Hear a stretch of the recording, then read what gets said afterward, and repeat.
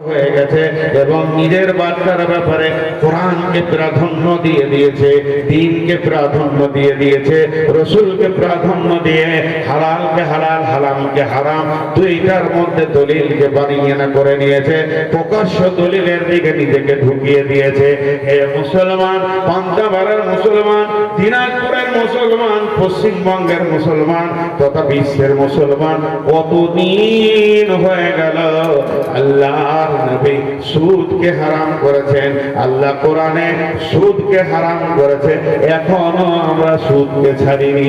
কতদিন হয়ে গেল হারাম করে দিয়েছে মদকে, আমরা জানার পরও এখনো আমাদের দিলে কোনো ভেদ নাই। আমরা এখনো মুসলমান, মসজিদে যাই, নামাজ পড়ি, বিলেট দাড়িকে চেঁচে এই গাল থেকে নামিয়ে দিই।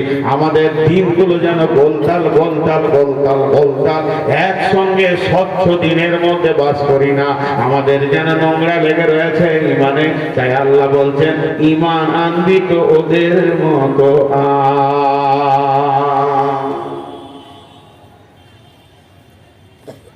ইমান আনবি তো ওদের মতো গোলতাল ইমান আমি পছন্দ করি না। আমরা আজকে শেষ হয়ে গেছি, শুধু একটু ভাবনা নিই মনে মনে। তবে একটা কথা, যতগুলি লোক বসে আছে এই মাদ্রাসা পান্তাপাড়া, আমরা তো পশ্চিমবঙ্গ ঘুরে দেখি, আমরা সব জায়গার খবর রাখি। তো খারাপের কথা বলবো না, ভালোটা বলবো।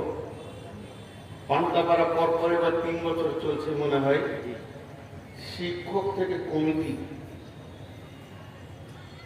ব্যবহার একটা বিদেশি মানুষের সঙ্গে কি করতে হয় এরা জানে, এদের ছাত্ররাও জানে। পড়াশোনা হয় এই মাদ্রাসাটাতে, পড়াশোনা হয়। জবার এসেছি, দিনে এসেছি, সারাদিন থেকে যটা শিক্ষক আছে খুব অ্যাক্টিভ, এখানেও একেবারও চেনা, অন্য জায়গায় খেতে পাই না, তো খবরই নেই, খবরই নেই আমাদের মুসলিমের মতো।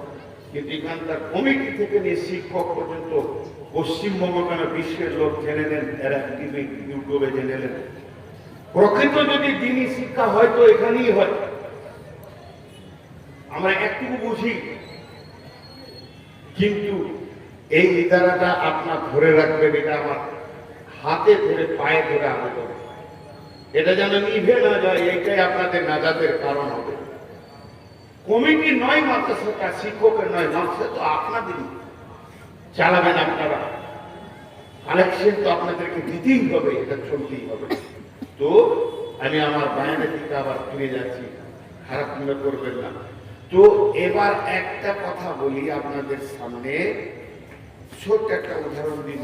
আল্লাহ কি বলেন, বিসমিল্লাহির রহমানির রহিম, لم يكن الذين كفروا من أهل الكتاب والمشركين منفكين حتى تأتيهم البينة رسول من الله يتلو صحفا مطهرة فيها كتب قيمة।